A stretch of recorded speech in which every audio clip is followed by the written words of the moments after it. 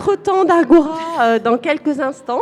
Donc, je suis avec Sybille Tiné, qui est professeure de yoga et éducatrice environnement, et Laurent Grenier, coach pluridisciplinaire, qui est aussi un éco-acteur, puisqu'il c'est lui l'organisateur du Grand Raid de Camargue. Il va nous parler de tout ça dans un instant. Donc, une Agora consacrée à la notion de bien-être. On va creuser cette notion ensemble, voir qu'elle... Ah, donc je bouge avec le canapé, on se réinstalle. L'agora, c'est vivant, c'est très mobile. Ah ouais. Voilà, donc on va creuser ensemble donc, cette notion de bien-être, voir aussi les liens avec ce qui nous réunit aujourd'hui. Donc, je vais tout d'abord vous laisser vous présenter chacun, présenter votre activité, et puis nous dire pourquoi vous êtes là sur cet événement ce week-end. Oui, donc c'est donc Sybille Tiné. Je suis comme professeure de yoga à l'IFI, l'Institut français de yoga, et aussi éducatrice environnement. Donc, je propose des cours de yoga avec l'association Yoga par Nature qui se trouve sur Vauvert, sur le territoire. Et puis, l'association Yoga par Nature a pour objet de favoriser les liens humains et environnementaux. Voilà. Donc, c'est vraiment ce à quoi on œuvre tout au long de l'année. Donc, c'est-à-dire qu'on va travailler sur l'humain, tout simplement, avec les cours de yoga. On rentrera en détail peut-être tout à l'heure, je ne vais pas rentrer tout de suite en détail, en gros, qu'est-ce que c'est le yoga, etc. Mais pour arriver justement à un état qui va permettre en fait de s'éveiller à notre environnement. Voilà. Pour moi, c'est quelque chose de très important de pouvoir prendre conscience de soi pour préserver, de prendre conscience des choses pour protéger. Voilà. Deux activités séparées sont deux activités qui sont profondément liées. Profondément liés, puisqu'en prenant conscience de son corps, on prend aussi conscience de ce qui nous entoure, et c'est lié dans le yoga, et puis d'où votre pratique aussi d'éducatrice environnement. Je vais passer la parole à Laurent Grenier pour qu'il se présente. Bonjour, donc Laurent, donc je suis ici au départ parce que je suis éco-acteur avec la manifestation que j'organise, donc qui est le Grand Raid de Camargue, donc toute la traversée de la Camargue sauvage en courant. Voilà, une belle épreuve et pour laquelle on a dû justement avoir toute une réflexion avant la création de l'événement, déjà un an avant, de savoir quel serait notre impact sur l'environnement, et on est suivi avec le parc de Camargue pour cela. Voilà. Et après, donc au-delà de ça, donc certes, ça fait appel à de la course à pied. Donc je suis coureur aussi, mais d'ultra distance. Et dans le cadre de ma pratique, j'ai dû justement prendre un petit peu de recul à un moment donné, parce que voilà, ce sont des choses importantes qu'on fait avec notre corps. Et il peut y avoir des fois des problématiques qui s'installent. Et du coup, je me suis penché et je suis devenu coach petit à petit, pluridisciplinaire, ce qu'on disait, parce que j'ai pu m'apercevoir, pour moi, dans ma pratique, qu'il y avait, on va dire, ce que j'appelle les 4 piliers de la performance. C'est un peu comme les piliers de la chaise sur laquelle on est assis. C'est la préparation physique. On en parle beaucoup et des fois, on ne fait que le focus là-dessus en étant sportif. Mais il y a également aussi la préparation mentale, la nutrition et la respiration aussi. On est en train d'en parler tout à l'heure. Pour moi, voilà, ce sont les 4 piliers de la performance et chacun apporte un élément de la réponse à notre potentiel quotidien, qu'on soit sportif ou pas, et d'autant plus si on est sportif. Voilà. Alors, quelques précisions, ce Grand Raid de Camargue, sur cette épreuve.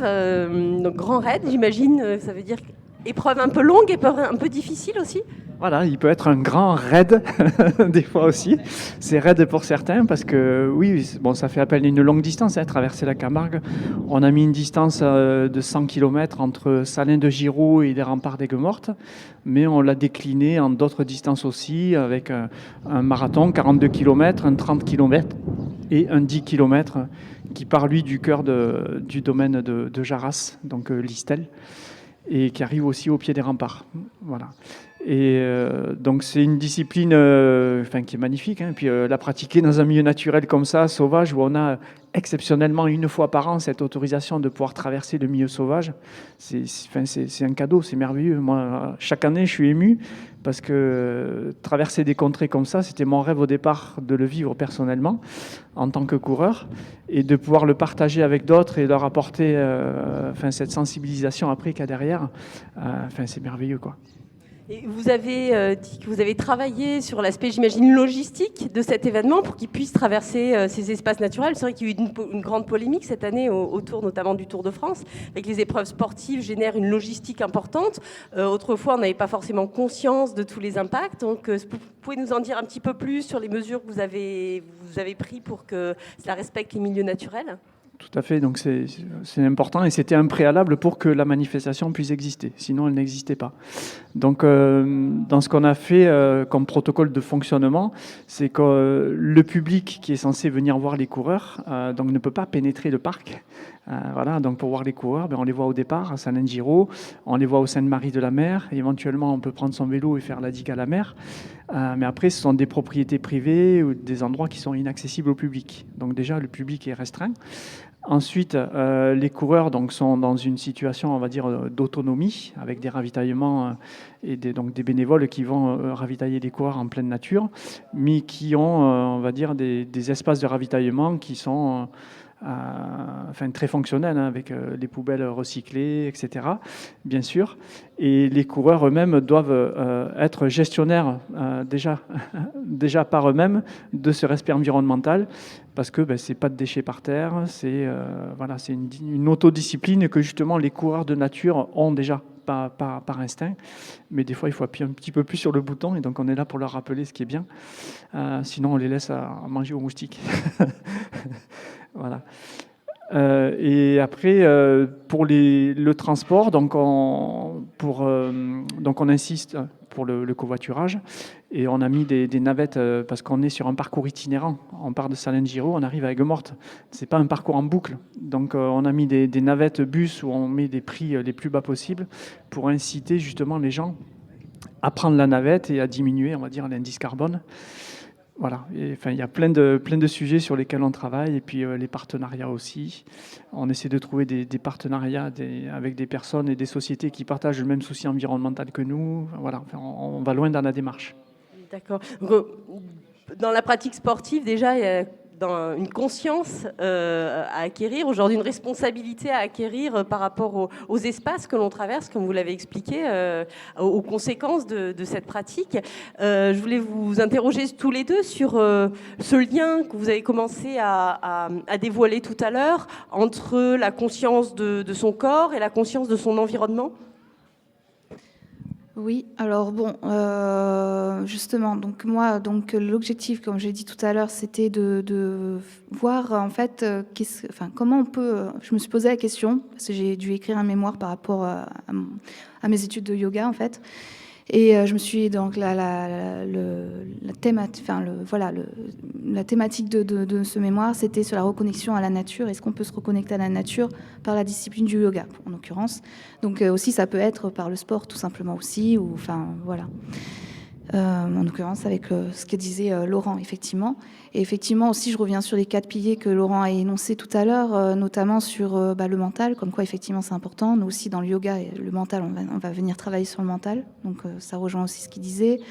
Sur tout ce qui est physique, effectivement, mais il n'y a pas que du physique. Dans le yoga, c'est ça. Souvent, on le voit le postural, mais c'est la première chose, la vitrine en quelque sorte. Mais il faut aller à l'intérieur ensuite pour voir comment ça se passe aussi. Donc effectivement, le mental est aussi très important, et c'est là qu'on va venir travailler sur le mental par rapport au yoga aussi, donc à la posture, le mental. On va avoir la respiration, bien entendu, qui va permettre de véhiculer des énergies, qui est très très important effectivement. Et tu disais la nutrition, forcément. Après, nous on parle de l'Ayurveda, hein. Ça va avec la science, la discipline du yoga, parce que l'Ayurveda c'est une science et qui est ancestrale, qui existe depuis des millénaires. Et donc voilà, on s'appuie sur tout ça parce qu'en fait, de toute façon, quand on va venir travailler le mental, forcément, tout le reste, la respiration, parce que c'est la respiration qui va permettre en fait de s'éveiller et de pouvoir venir travailler sur le mental ensuite. Et ensuite, forcément, ça va transformer, il va avoir une transformation qui va faire en sorte... par exemple, on va changer notre mode de régime alimentaire, c'est possible, il y a déjà des personnes, ça s'est vu, hein, ou alors notre mode simplement de consommer et de voir les choses aussi différemment, beaucoup avec de recul. Donc voilà. Et le sport, c'est ça aussi, ça va venir vraiment effectivement travailler sur le mental et sur son environnement, sa nature et la nature qui nous entoure. Et donc voilà, c'était ça, moi, ma soutenance de mémoire, en gros. C'était en gros, est-ce que ça permet effectivement d'être reconnexion à la nature, le yoga pour le coup. Pour moi, c'était le yoga, mais le sport en quelque sorte, parce que le yoga fait partie du sport. Mais et effectivement, on va venir travailler. Il faut effectivement faire un travail d'abord sur soi pour pouvoir préserver la nature. Et parce que justement, on va se transformer par la discipline du yoga pour pouvoir ensuite se rendre compte de ce qui se passe autour de nous. Voilà. Donc en fait, je me suis rendu compte de ça. Il y a beaucoup à faire. Encore, je me suis rendu compte au sein de ce mémoire que c'était vraiment petit ce que j'avais dit. En gros, c'était une entrée, je pense, parce qu'il y a vraiment beaucoup de choses encore à écrire dessus, à faire des recherches tout simplement aussi sur ça. Vraiment, on est, moi je pense de plus en plus, les consciences sont en train de s'éveiller, on arrive à une étape charnière de la vie où en ce moment on prend conscience effectivement qu'on a besoin de cette nature et on ne peut pas vivre sans elle. Donc on en est là actuellement et c'est en train de se faire petit à petit, mais sûrement. Voilà. Quelque part, se centrer sur soi, mais pour mieux s'ouvrir, justement, pour mieux être en éveil et en conscience de ce qui est autour de nous aussi. Et de votre point de vue, donc, Laurent Grenier, dans votre pratique, est-ce que vous partagez cette conscience-là ? Est-ce que vous arrivez au même constat ?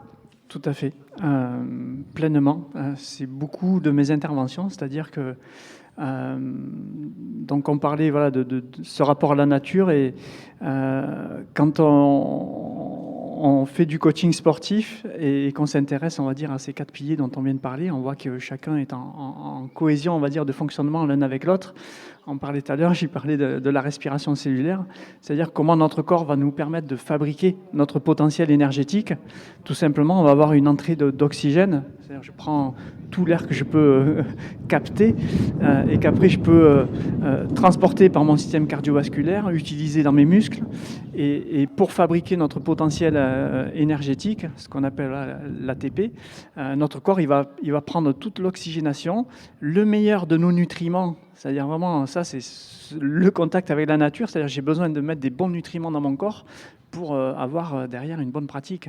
Et le corps va justement prendre cette oxygénation, prendre le meilleur des acides aminés qu'il y a dans la protéine, prendre après tous les bons glucides, les bons acides gras, et tout ça va permettre de faire un travail, on va dire, chimique intérieur qui va nous permettre d'optimiser nos propres performances. Et ça, je parle en termes sportifs, mais notre fonctionnement corporel, qu'on soit sportif ou non, il est dans le même ordre d'idées, quoi. Donc, ce qu'on voit, nous, chez les sportifs, quand on pousse un corps dans un retranchement, c'est le reflet de ce qui se passe chez toute personne, quoi. Et ça nous permet de voir justement qu'il y a cette corrélation-là qui est évidente entre tous ces paramètres, physique, mental, nutrition, respiration. Et la nutrition et la respiration, c'est un très beau tandem. Et donc, plus je vais chercher des bonnes sources nutritionnelles, on en a besoin. Et aujourd'hui, c'était beaucoup de l'enjeu de ce qu'on a pu évoquer avec tout le monde ce week-end. C'est super important, quoi. Alors, on comprend pour soi, hein, mais je vais être un petit peu poil à gratter en vous disant on pourrait très bien aussi prendre soin de son corps parfaitement, prendre soin de sa nutrition, de son hygiène de vie, sans pour autant devenir un défenseur de la nature, sans pour autant se préoccuper, en tout cas, de ce qui se passe pour l'ensemble de la planète. Comment on fait le lien finalement entre ce qui est bon pour moi et ce qui est bon pour la planète? Alors voilà, on parlait de gratter un petit peu. On est obligé aujourd'hui, je pense, de se rendre compte qu'on a besoin d'être acteur aussi, quoi. Il y a tellement de difficultés qui nous entourent. Ça a été aussi bien évoqué durant ce week-end. On a besoin d'être acteur, et moi c'est pour ça que je suis éco-acteur aussi, que j'ai accepté cette mission-là. C'est pas que voilà un petit diplôme dans un coin, c'est simplement voilà une prise de conscience et un partage à avoir, parce que on s'aperçoit qu'il y a tellement d'enjeux autour de la santé publique, de l'environnement. On partage tous la même terre, et on a besoin d'être acteur et protecteur aussi à ce niveau-là, quoi. Prendre soin de la maison. Et vous donc, Sybille, quel rapport en fait vous faites donc, entre le fait de prendre soin de soi et prendre soin de notre grande maison? C'est vrai que c'est une grande question, je dirais. En fait, c'est par exemple, on va venir travailler on va venir travailler, effectivement, on est maintenant actuellement, ou dans comme je disais tout à l'heure, une époque où maintenant il faut effectivement agir. Donc voilà, je pense qu'il est primordial effectivement d'avoir conscience effectivement de son corps, de prendre soin de soi, etc. Individuellement. Mais je pense qu'aussi les choses, elles évolueront pas dans le bon sens si on n'est qu'une personne. Donc, en fait, il faut simplement être plusieurs personnes pour pouvoir faire en sorte que demain, on puisse construire le monde de demain, tout simplement. Donc, si on n'est qu'un, si on se prend soin de soi, d'accord, c'est super, c'est très bien, sans avoir conscience, effectivement, que tout est lié tout autour de nous, en fait, c'est un oubli, parce que en fait, c'est une véritable chose, c'est une chose véritable que on est lié à la nature, on est la nature, on est intrinsèquement la nature, on vit de cette nature, on respire avec l'air, on mange avec les plantes, le sol, parce que les plantes poussent avec ce sol. Donc il faut préserver cette eau aussi avec laquelle on va simplement arroser les plantes. Voilà, c'est quelque chose qui en fait est lié. Voilà, et le yoga, c'est ça, c'est les liens. Et c'est pour ça que, pour moi, ça me semblait évident de lier en fait l'humain à l'environnement. C'était quelque chose pour moi qui était fondamental et qui est pas séparable pour le coup. Bon, peut-être parce que certainement, effectivement, je suis éducatrice environnement, que ça me tient à cœur aussi depuis de nombreuses années. Je baigne dedans, je suis allée comme ça, je sais pas, j'ai eu un déclic quand j'étais petite. À l'enfance. Voilà, un jour on m'a dit, voilà, imagine, je jetais mon papier par terre, on m'a dit, parce que j'étais parisienne, et une personne m'a dit, imagine, tu jettes, je me suis fait, mais rouspéter. Et à ce moment-là, je me suis dit, ils m'ont dit, ouais, mais si tu jettes ton papier, que tout le monde jette un papier par terre, au final, on va être sur une colline de déchets, quoi. Et en fait, j'ai eu ce déclic, j'avais peut-être 8 ou 10 ans, je me souviens plus, mais j'ai eu ce déclic de voir cette image de colline de déchets sur laquelle j'étais, quoi. Et je me suis dit, ah ouais, non, mais là, c'est pas possible, en fait. Et en fait, je pense que c'est là que c'est venu, je me suis dit, je veux travailler dans l'environnement, quoi. Voilà, je veux vraiment, vraiment faire en sorte qu'il y ait des choses qui se passent et véhiculer des messages, justement, et que ce soit avec... avoir la conscience, sa propre conscience, mais aussi la conscience de ce qu'il y a autour de nous, ce qui nous entoure. Voilà. Et je vais peut-être laisser la suite à Laurent maintenant, ou à vous. Oui, quand on parle de messages précisément, peut-être aux Parisiens, qui ont plus tendance à jeter des papiers par terre. C'est une blague, bien entendu. C'est vous qui le dites. C'est vous qui le dites. Quel message est-ce que le corps, c'est une bonne entrée en matière pour faire passer un certain nombre de messages, peut-être, pour alerter, pour interpeller? Tout à fait, parce que donc par rapport au corps, l'aspect physique, l'aspect nutrition, comme je disais tout à l'heure, c'est-à-dire si je mets pas des bons nutriments dans ma machine, on prend des fois plus soin de sa voiture, à mettre du bon carburant et faire les vidanges, etc. Et notre corps, on s'en occupe moins bien.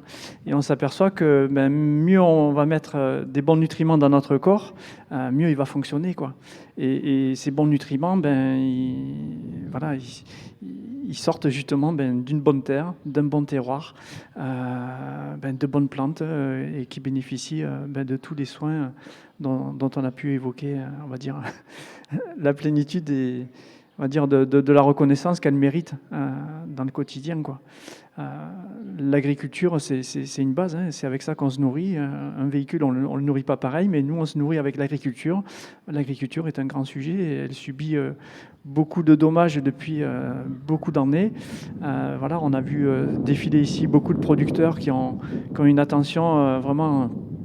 Enfin, pour certains, c'est vraiment une vocation, quoi. Et c'est beau de voir ça parce que derrière, nous, on sait où aller capter nos sources. Hein. Et les sportifs, justement, ont cette attention-là pour aller capter, on va dire, les meilleurs ingrédients possibles parce qu'ils savent que ce qu'on met dans la machine, c'est important parce que ça donne du résultat après. Mais voilà, pour tout le monde, c'est la même chose. Et est-ce qu'il y a un désir peut-être encore plus fort cette année de faire du sport, en tout cas, de s'occuper de son corps dans la nature, au milieu des espaces naturels ? Alors, les disciplines sportives en pleine nature sont vraiment en plein essor, quelle que soit la discipline. On entend de plus en plus parler de disciplines sportives en pleine nature, comme la course à pied, comme le VTT, la randonnée, la marche nordique, le longe-côte, c'est-à-dire marcher dans l'eau. Voilà, il y a en paddle, en canoë, voilà, et tout ça se développe, mais vraiment. Le yoga en pleine nature, j'imagine que vous étiez aujourd'hui dans un cadre tout à fait propice. Oui, tout à fait, c'était vraiment fabuleux. De toute façon, on le fait souvent, hein, ça, vous vous en doutez pour le coup. Mais oui, on le fait souvent et ce matin, c'était vraiment super. Les personnes, ils étaient vraiment très, très contents, je pense en tout cas, j'ai bien ressenti. Et ils en sont repartis. Voilà, une dame, elle est partie, elle était. Ça m'a fait du bien, mais alors voilà. Et puis même quand elle est partie plus loin, elle disait à son mari, mais ça m'a fait un bien fou, quoi. Et apparemment, son mari, c'était pareil, elle était pas du tout dedans en plus. Elle a dit merci d'être là. Et elle a dit moi aussi, ça m'a fait du bien. Donc c'était très bien, c'est que ça a marché. C'est ça que je souhaite, moi. C'est vraiment que les personnes y retrouvent. Un moment pour eux, tout simplement, parce que c'est vrai qu'on court, tout le monde, hein, court, même quand on est prof de yoga, on court de partout, on a notre vie de famille, on a notre travail. Même les profs de yoga sont surmenés.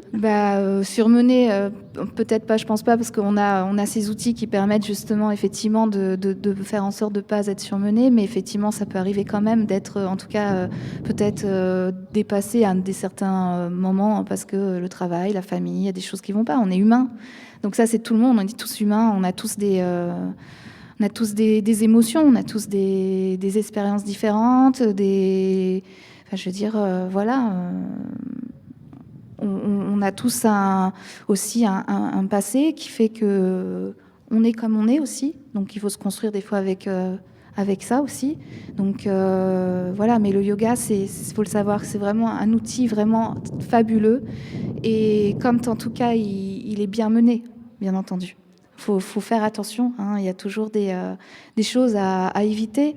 Il faut savoir que dans le yoga, on ne peut pas, si on a des problèmes de cervicales, comme dans tous les sports, il faut être très vigilant, il faut s'écouter. Même si un prof vous dit, fais cette posture, je t'ai dit de faire le chameau par exemple, et que vous avez super mal au cervical, vous pouvez pas, vous le savez au fond de vous, vous dites non, je ne peux pas. Voilà, ça c'est important de dire non aussi. Il faut savoir s'écouter et le sport c'est ça aussi, c'est savoir s'écouter, dire non à un moment donné. Des fois, dans moi, ma pratique personnelle, il y a des moments où je sens que c'est pas le moment, je peux pas faire des postures inversées, où je me sens pas, je vais faire de la méditation plutôt ou de la respiration. Voilà, c'est pas on est dans autre chose, on est dans l'intériorité. C'est pas les pratiques, quelles qu'elles soient, en fait, qui nous correspondent. Hein. Il faut écouter son corps, écouter les messages de son corps au moment présent. Et au moment présent, voilà, c'est ça le yoga aussi. C'est l'instant présent, le vivre à l'instant présent. Voilà. Je vous remercie tous les deux d'être venus nous parler de vos pratiques et partager ce moment avec nous. Alors on a un plateau chargé ensuite, on a d'autres agoras qui vont s'enchaîner. Je vous remercie. Je passe tout de suite la parole peut-être à Agathe qui va enchaîner. Alors, on va enchaîner avec Henri-Luc et puis David dès qu'il sera dans le coin pour faire la dernière agora dans quelques minutes. Merci beaucoup. Merci.